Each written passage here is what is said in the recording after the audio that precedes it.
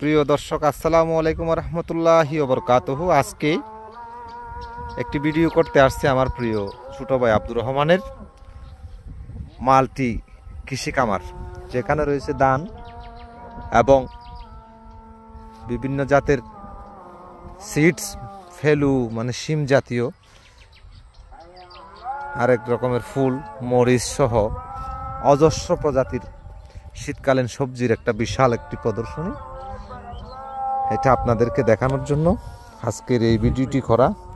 দেখেন, সচক্ষে দেখেন, একেবারে বাংলাদেশের যে লোকাল যে জাতি রয়েছে টমেটোর ওইটা, এবং দেশি যে মরিচ, যেটা মিষ্টি মরিচ বলা হয়, সিলেটি মরিচের মতো না, দেখতে একটু মোটা এবং খাটো, কিন্তু স্বাদটা অনেক জোস যখন আপনারা এটা দিয়ে মাছ মাংস রান্না করবেন। এখন আসরের সময় অলরেডি। পাশে রয়েছে বিশাল একটা জলাধার, এটাও আমার প্রিয় ছোট ভাই আব্দুর রহমানের, এবং এটাতে আরও দুই একজন অংশীদার থাকতে পারে। এই যে জলাধারে রয়েছে বিভিন্ন প্রজাতির মাছ, রুই, কাতাল এবং কার্পু,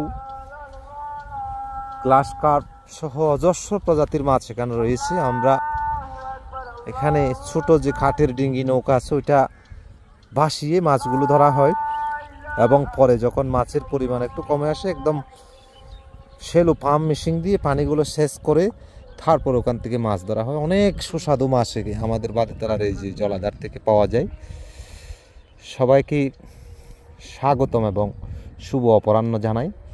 সবাই দোয়া করবেন রহমানের যেন খামারটা তিনি আরও অনেক অনেক বড় করতে পারে। এখানে আরও আমাদের মাল্টি প্ল্যান রয়েছে। এখানে পশুর খামার হবে, মানে গরু, ছাগল, ভেড়া ইত্যাদির খামার হবে, পাশাপাশি ব্রয়লার এবং লেয়ার পোলট্রি মুরগির এখানে খামার করা হবে। বিশাল যে এই যে বিশাল হিউজ স্পেস যে এরিয়া, খালি জায়গা, এটা সম্পূর্ণটাই আমরা একটা পরিকল্পনা নিয়ে আগাচ্ছি।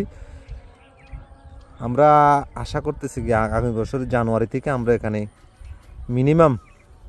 মিনিমাম এখানে প্রায় 1 কোটি টাকা ইনভেস্ট করার জন্য একটা চিন্তাভাবনা আমাদের রয়েছে। এখানে একটি হবে গরুর ক্যাটল ফার্ম, এবং আরেকটি হবে যে ব্রয়লার, যেটা ডিম পাড়া মুরগি লালটা, এবং পাশাপাশি এখানে হবে টার্কি এবং চিতর সহ অন্যান্য বিভিন্ন প্রজাতির বাংলাদেশের যে পাখিগুলো রয়েছে, ওগুলোর একটু সেট ওখানে করা হবে। যে পাহাড় বেষ্টিত দেখেন, একটু দূরে দেখা যায় যে ওখানে বাউকুলের বাগান রয়েছে, এবং সেচ দেওয়ার জন্য বিশাল পাম্পের যে গড়, দুইটা পাম্প আছে এখানে।